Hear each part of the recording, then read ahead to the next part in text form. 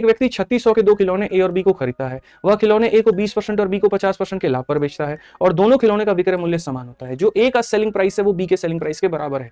तो अगर हम यहाँ देखें तो मेरे भाई यहाँ पर क्या कहेंगे, ए जो है उसको कितने परसेंट के प्रॉफिट में बेचा जा रहा है, 20%। तो अगर मैं इसको ए को सीपी मानता हूं कि अगर ये सीपी आज अपने आप में 100% है तो इसका 120% क्या हो जाएगा, एसपी हो जाएगा। वैसे ही बी जो है वो बी के सीपी को रिप्रेजेंट कर रहा है। तो बी का क्रय मूल्य अगर 20 रुपए है तो अगर ये 100 है तो मेरे भाई इसका विक्रय मूल्य इतना होगा। तो ये ए का सेलिंग प्राइस और ये बी का सेलिंग प्राइस क्या है, बराबर है। 30 से मेरे भाई 4 बार में, 30 से 5 बार में। तो इनके जो क्रय मूल्य का अनुपात है वो हमारे सामने कितना होगा, तो 5:4 होगा। तो क्वेश्चन में यहाँ पर क्या कहा गया कि एक व्यक्ति 2 खिलौने ए और बी को 3600 में खरीदता है, ए को 20% के प्रॉफिट में, बी को 50% में बेचता है, तो मेरे भाई बराबर होता है।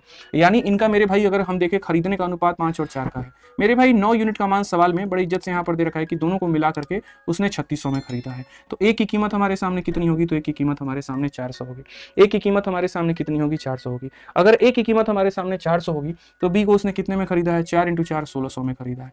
अब क्वेश्चन में हमारे सामने क्या कहा गया कि बी का विक्रय मूल्य ज्ञात करिए, बी को कितने में बेचा होगा। तो मेरे भाई बी का विक्रय मूल्य क्या होगा, ये जो 1600 है मेरे भाई यहाँ पर ये खरीदने का मूल्य है, यानी अपने आप में 100 की वैल्यू है। इसमें 20 का प्रॉफिट जोड़ दोगे तो मेरे भाई इतना हो जाएगा। अगर आप देखोगे 16 दूना 32 और यहाँ पर मेरे भाई 1920, ये कुल मिलाकर के इसका विक्रय मूल्य हो जाएगा। कौन सा ऑप्शन है, सी जो है वो करेक्ट आंसर है।